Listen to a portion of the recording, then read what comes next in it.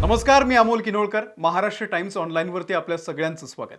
सध्या संपूर्ण जगाचं लक्ष एकाच गोष्टीकडे लागलेलं आहे आणि ती गोष्ट म्हणजे मध्य पूर्वेमध्ये, मिडल ईस्टमध्ये कधीही पेटू शकणारं तिसरं महायुद्ध. पण या युद्धाच्या मागे नक्की काय राजकारण सुरू आहे हे आपण जरा समजून घेतलं पाहिजे. घडतंय असं की अमेरिकेचे राष्ट्राध्यक्ष डोनाल्ड ट्रम्प सध्या प्रचंड दबावात आणि भीतीखाली आहेत. जगातल्या अनेक नेत्यांना घाबरवणारे डोनाल्ड ट्रम्प स्वतः का घाबरलेले आहेत? तर त्याचं कारण आहे इस्रायलचे पंतप्रधान बेंजामिन नेतन्याहू आणि त्यांची गुप्तहेर यंत्रणा. इस्रायलनं नुकतीच अमेरिकेला एक अत्यंत गुप्त माहिती पुरवलेली आहे आणि या माहितीनुसार इराणमधले जे हार्डलाइनर्स आहेत, म्हणजे कट्टरपंथी नेते आहेत, ते डोनाल्ड ट्रम्प यांचा कोणत्याही परिस्थितीमध्ये संपवण्याचा कट रचतायत. आता इथेच खरी गोम आहे. अमेरिकेच्या स्वतःच्या गुप्तचर यंत्रणांचं असं म्हणणं आहे की इराणचा कोणताही ठोस किंवा लेखी प्लान सध्या तरी समोर आलेला नाही आहे. इराणमध्ये फक्त तशी अंतर्गत चर्चा सुरू आहे. पण इस्रायल मुद्दाम होऊन ही माहिती ट्रम्प यांना देतोय, त्यांचे कान भरतोय, जेणेकरून नेतन्याहू यांना कसंही करून अमेरिकेला इराणच्या विरोधामध्ये युद्धामध्ये पूर्णपणे ओढायचंय. इस्रायलला इराणचा नायनाट करायचंय, त्यांचं स्लोगनच आहे तसं. आणि त्यासाठी ते ट्रम्प यांचा व्यवस्थित वापर करून घेत आहेत. आणि याचा परिणाम काय झाला? तर ट्रम्प यांनी थेट ट्रूथ सोशलवरती येऊन इराणला सर्वात मोठी धमकी देऊन टाकलेली आहे. ट्रम्पचा सगळ्यात आवडता छंद आहे धमक्या देणं. ट्रम्प म्हणाले 1000 मिसाईल्स लॉक्ड अँड लोडेड आहेत. त्यांचा रोख थेट इराणकडे आहे आणि जर इराणनं माझ्या केसालाही धक्का लावण्याचा प्रयत्न केला तर आणखी हजारो मिसाईल्स इराणचा संपूर्ण विनाश करतील, असं डोनाल्ड ट्रम्प यांनी म्हटलेलं आहे. आता डोनाल्ड ट्रम्प यांच्या या भीतीला आणखी एक खतपाणी मिळतंय. नुकतंच इराणचे सर्वोच्च नेते आयातुल्ला अली खामेनी, ज्यांना फेब्रुवारी महिन्यामध्ये इस्रायली हल्ल्यामध्ये संपवण्यात आलं होतं, त्यांच्यावरती इराण आणि इराकच्या अनेक शहरांमध्ये सध्या अंत्यसंस्कार सुरू होते. ते आपण सगळ्यांनी बघितलेलं आहे. आणि त्या अंत्यसंस्काराच्या वेळी लाखो इराणी नागरिकांनी आणि शोककर्त्यांनी हातामध्ये पोस्टर धरलेले होते आणि त्यावरती उघडपणे लिहिलेलं होतं, ट्रम्पला संपवा, ट्रम्पचा बदला घ्या. आणि त्यामुळे ट्रम्प यांनी हा संघर्ष आता वैयक्तिक पातळीवरती नेऊन ठेवलेला आहे.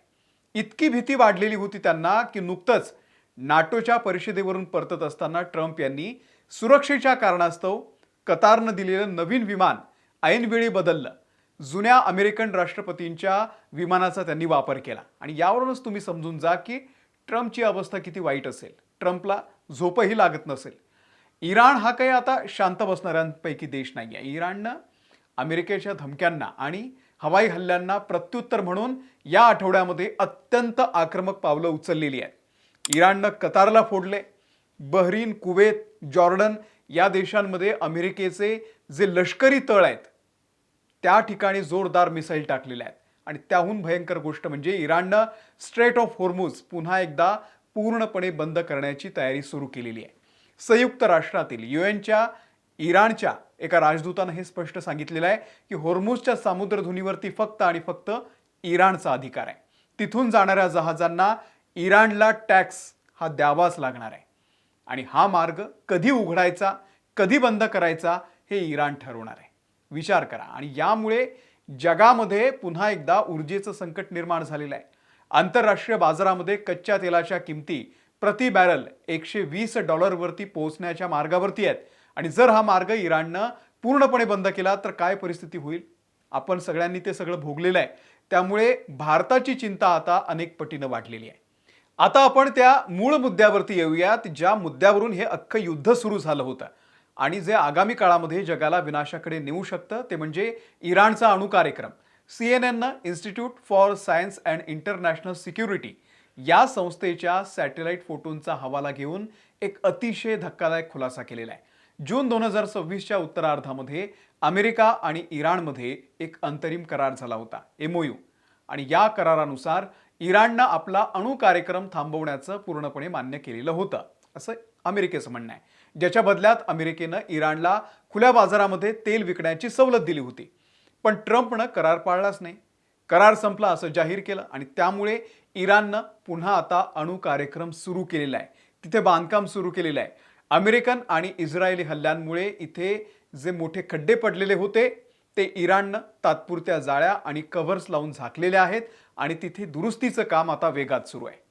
पिकॅक्स माउंटन हे इराणचं जमिनीखालचं भुयारी अणु केंद्र आहे आणि या डोंगराच्या बाहेर मोठ्या प्रमाणावरती अवजड वाहनांची आणि लष्कराची ये-जा आता वाढलेली आहे.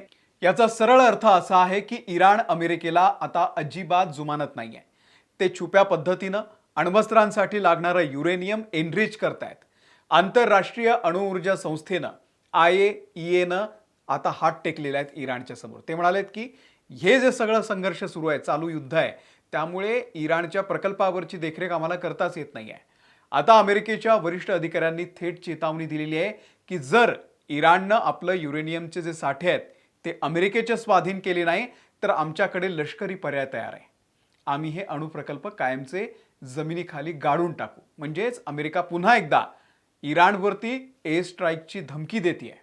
मग आता पुढे काय होणार? एकीकडे ट्रम्प इराणला संपवण्याची भाषा करतायत, दुसरीकडे इराणचे नवे सर्वोच्च नेते आयतुल्ला मुस्तफा खामेनी यांच्या नेतृत्वाखालील प्रशासन आणि तिथले परराष्ट्र मंत्री अब्बास अराघची ते म्हणतायत आम्ही कोणत्याही दबावाला बळी पडणार नाही. आम्ही ऑल आउट डिफेन्स म्हणजेच पूर्ण ताकदीनं युद्ध लढायला तयार आहे, हे अराघची यांचं म्हणणं आहे. अराघची यांनी उलट अमेरिकेवरच विश्वासघाताचा आरोप केलेला आहे. पण या महाभयंकर तणावातून काही तोडगा निघू शकतो का? यासाठी पडद्यामागे डिप्लोमसी सुद्धा वेगानं सुरू आहे. सध्या कतारचे मध्यस्थ तेहरानमध्ये इराणची राजधानी तिथे तळ ठोकून आहेत. दुसरीकडे इराणचे परराष्ट्र मंत्री अब्बास अराघची हे तातडीनं ओमानमध्ये पोहोचलेले आहेत. ओमान आणि तुर्की या देशांना आशा आहे की अमेरिका आणि इराणमध्ये होर्मुझची सामुद्रधुनी खुली ठेवण्यासंदर्भात काही तात्पुरता तोडगा निघणार आहे. अमेरिका इराणकडे एकच मागणी करतोय, काय? आधी जाहीर पत्रक काढा की तुम्ही व्यापारी जहाजांवरती हल्ले करणार नाही आणि तरच पुढची चर्चा होईल. जर ओमानमधली चर्चा ही अपयशी ठरली तर इराणनं होर्मुझची सामुद्रधुनी पुन्हा एकदा पूर्णपणे ब्लॉक केली तर जागतिक बाजारामध्ये तेलाचा तुटवडा तयार होणार आहे. भारतासारख्या देशांना जे पूर्णतः आयातीवरती अवलंबून आहेत त्यांना याचा मोठा फटका बसेल. इस्रायलचा डाव यशस्वी होईल. इस्रायलला हवं हे की ट्रम्प यांनी इराणवरती हल्ला करावा आणि जर यांनी खरंच 1000 मिसाईल्स डागल्या तर इराण केवळ अमेरिकेला नाही तर संपूर्ण आखाती देशांना, त्यामध्ये कुवेत, बहरीन, सौदी अरेबिया या सगळ्यांना युद्धामध्ये ओढेल आणि तिसऱ्या महायुद्धाकडे याची वाटचाल सुरू होणार आहे. थोडक्यात सांगायचं तर डोनाल्ड ट्रम्प यांची वैयक्तिक भीती, बेंजामिन नेतन्याहू यांचं युद्धपिपासू राजकारण, इराणचा अट्टहास आणि होर्मुझच्या सामुद्रधुनीवरचा ताबा या 4 गोष्टींनी जगाला एका अशा वळणावरती आणून ठेवलेला आहे जिथून मागे फिरणं आता कठीण दिसतंय. ओमानमध्ये होणाऱ्या चर्चेकडे संपूर्ण जगाचं लक्ष लागलेलं आहे.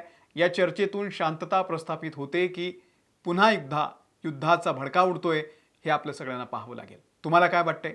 ट्रम्प यांच्या 1000 मिसाईल्सच्या धमकीनं इराण मागे हटेल का?